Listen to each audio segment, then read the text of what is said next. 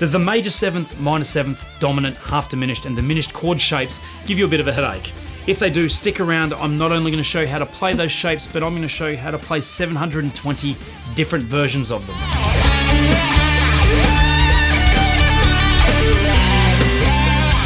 Hey guys, I'm Chris Peterson, and in today's lesson what we're going to be doing is starting off a two-part series on how to remember 720 different chord shapes. We're going to be covering major 7th, minor 7th, dominant 7th, half diminished, and diminished 7 chords in 12 different positions each in every single key. Now, I remember sitting in my first day at, or in my first semester at uni, and I had one of my teachers come in and give us all those shapes. He gave us a whole bunch of different chord shapes across all these different chords, which we'd never heard of before, and said learn them in all keys, and you've got to know it by next week. Now, when you're 18, 19 years old, I've forgotten what I was, that's a real daunting task.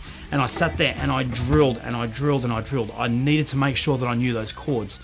But as I did it, I found that that there was actually a pattern starting to emerge. Now, we know that guitar is a very patterned instrument. You can get away with not knowing any music theory at all and basically just get up on stage and just play. You can sit there and have a conversation while you're playing and just basically run patterns without even really thinking about it. And this is going to be the case, and this is one of those things that I started to discover when I was working on these chord shapes. Now, usually we think of chords like as this one movable shape or a couple of different movable shapes, but we never think of one chord being in at least 12 different positions, and that's just the start of it. So today we're going to start off by looking at the basic music theory behind it, and then I'm going to give you your first starting point, the first 12 shapes that you need to know to get this technique down. So let's jump right into it. Alright, so let's talk inversions. First off, let's have a look at a G major triad. We have 3 notes, G, B, and D, and triad meaning 3 notes, 1, 3, and 5. Now, if you're not sure where these notes come from, just take a step back for a moment and do a little bit of research on where the notes of a chord comes from. But in a nutshell, if we have a major scale, we pull out 3 notes, the first note, the third note, and the 5th note of the scale to create a major chord, or the sound of a major triad, G, B, and D. So that's the 1, 3, and 5. So when I say 1, 3, 5, that's what I'm referring to. Alright, so in any case, we have the first, the third, and the 5th note of the scale, which creates a G triad, or a G major triad. Now, basically what an inversion is if we take that lowest note here, the G, and we move that to the top of the chord, right? So we're going to take that low G and bring it up to the top. We end up with the lowest note being the B, which is the third, the B, and then we have the D, and then the G. Right, so we end up with that sound. So the original one again is G, B, and D, G, B, D in that order, 1, 3, 5. Then we have a B, a D, and a G, which is your 3, 5, 1. And that would be what's known as a first inversion.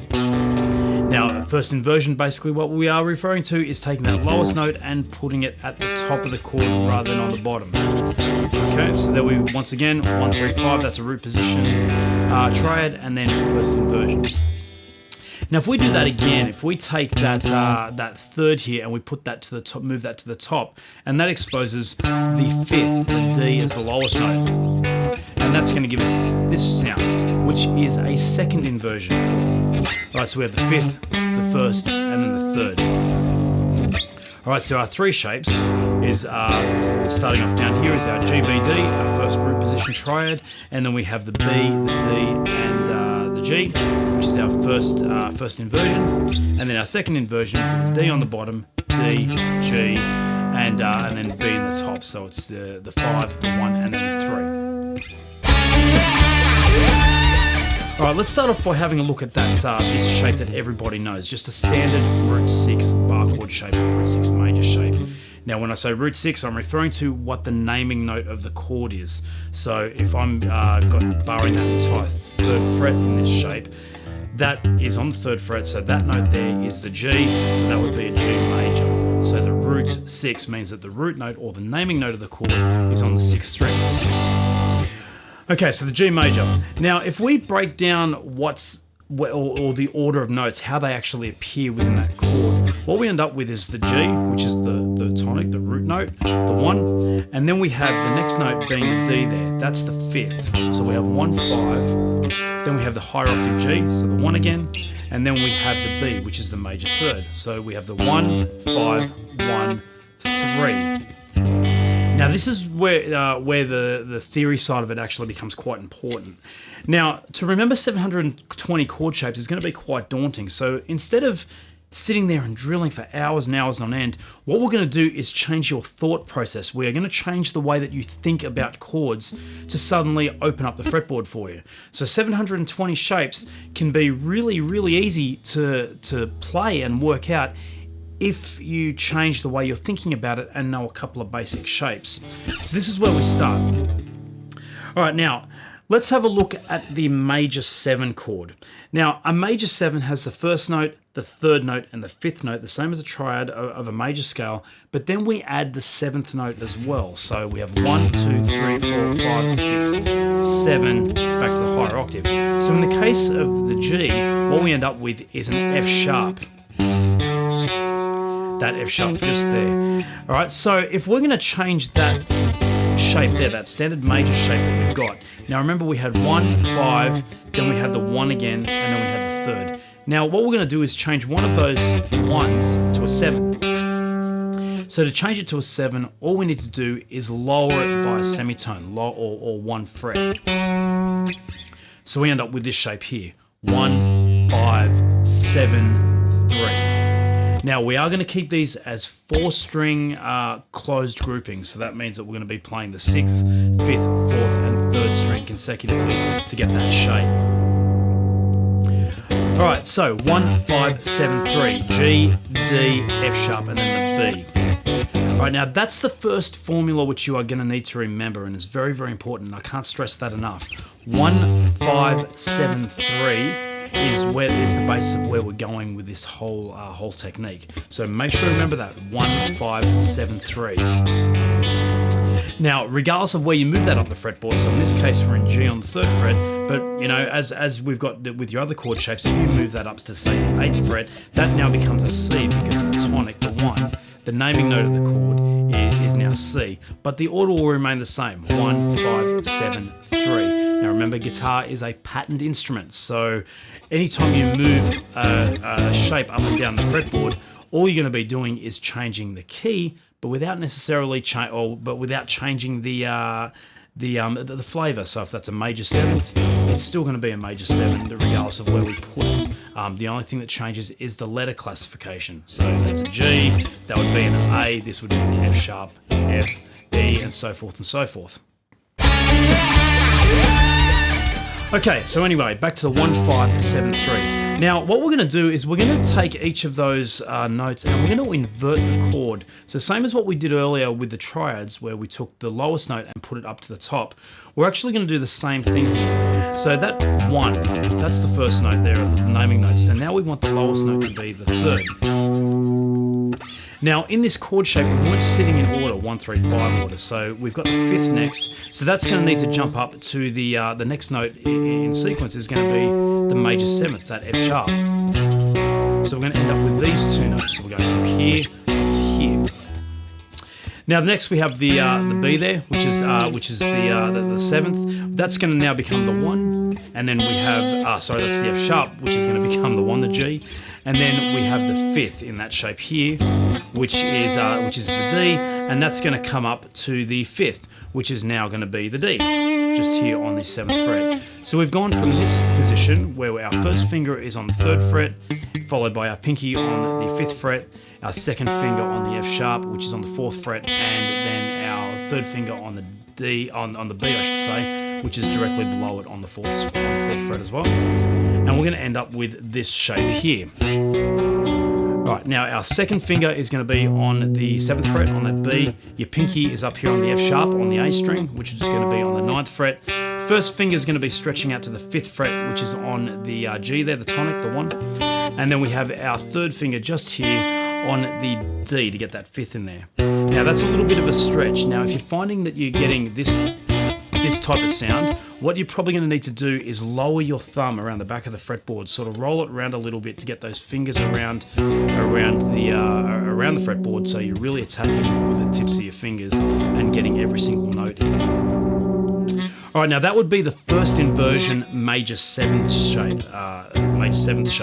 So in this case, that's a G major seventh first inversion. Now remember with the inversions that they're still the classification of the chords. That's still a major seven. It's just a different flavor of a major seventh. So in rock and pop charts, you might see that written as a G major 7/B. So it's telling us that we're playing a G major 7 chord with a B in the bass. All right. So the other way of thinking about this is if you can compare this to like ice cream or something.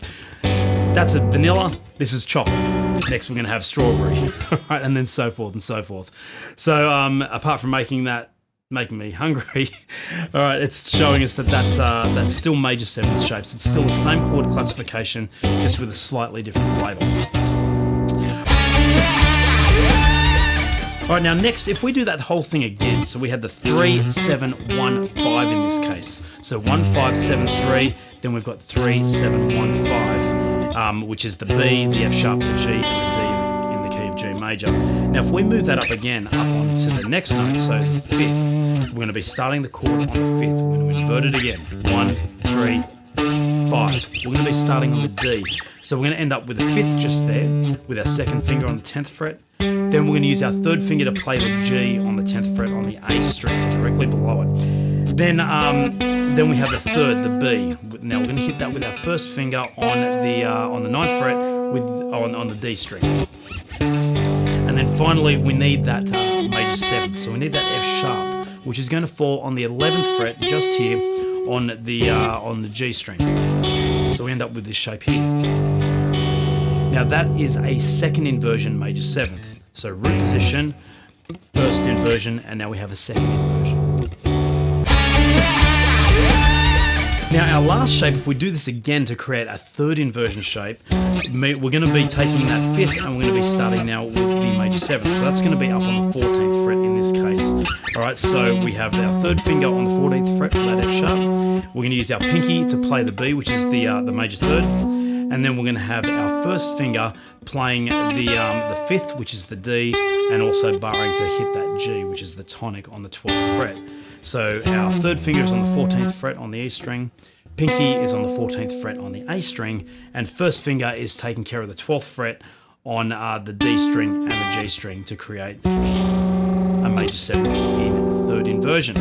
So once again, root position, first inversion, second inversion, third inversion. Now, what you need to do is you really need to sit down and practice these shapes, and I'm just starting in the key of G. So you just get used to playing through these 4 shapes over and over again and get used to the stretches. Now, whack on a metronome as well, so you can give yourself a count. So and you might change as whole notes or semi-breves. So one chord per bar basically. So you might be going 1, 2, 3, 4, and hit the first shape. 2, 3, 4. Then the second shape. 2, 3, 4. The next one. 2, 3, 4, and then your final one. 2, 3, 4. And as time gets faster, you'll be able to actually bring those up to the minims and possibly even crotchets, half notes, or quarter notes. And just get used to the changes. Now, the other thing that you need to make sure that you're aware of is the relative position between them. So if you know that that's a G major 7, then you know that 5 frets up, so you've got 1, 2, 3, 4, 5. That's where your next position's going to fall. Now that would also be 4 frets backwards from your G on the 5th string there too. Your second inversion falls directly on that tonic on the A string. So you end up with that shape there. So then that should be relatively easy to get to. Right, and you can actually start by practicing around, so you can go from the root position to the second inversion to the first inversion and then up to the third inversion. Now, when you get to that third inversion shape, you know that that's 1 fret backwards from the tonic at the higher octave, or you can even play it down here. All All right, so getting used to where they sit relative to each other is really important. Now that's going to be important for changing keys. So if we're going to do that in A, right, we need to know that A is on the 5th fret. Then we've got the C sharp, which is going to be up here on the 9th, and then we have the E, which is up on the 12th, and then you can play the next shape, the 3rd inversion, on the G sharp down here on the 4th fret, or you could even do it up here on the 16th fret. All right, so it's just a matter of helping you jump around and determine where the shapes actually are so you can hit them quickly on the fly.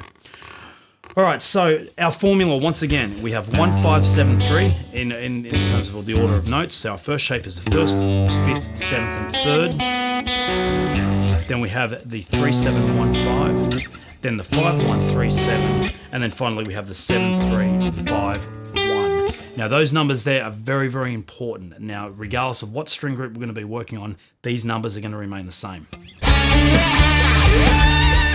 All right, so now let's bring that down to the next string group. So we're going to go from using the E, A, D, and G strings now to the A, D, G, and B strings. All right, so we're going to be based on this major shape here. Right, that's that root 5 major shape. Now, the order of notes actually remain the same. So if we got 1, 5 back to a triad, a standard shape that you know, that'd be your 1st, your 5th, that would be your repeat of the 1 and then the 3. So if we do the same thing we did on the last string grouping on this one here, we took that 7th, that 2nd octave, sorry, the 1, and made that a 7th. So if we change our fingering around, we end up with this. And our first finger is going to be on the 3rd fret, so this will be in C, because that's the naming note of the chord, the tonic there. Then we'd have our 3rd finger on the 5th fret on the D string, 2nd finger on the 4th fret on the G string, and our pinky on the 5th fret on the B string. And that would be our root position, 1, 5, 7, 3, once again. Now if we invert that one more time, same way we did before, so we're going to take that C, now we're going to find the 3rd, so that's going to be the E, which is going to be up here on the 7th fret. And same deal again, we end up with this shape here.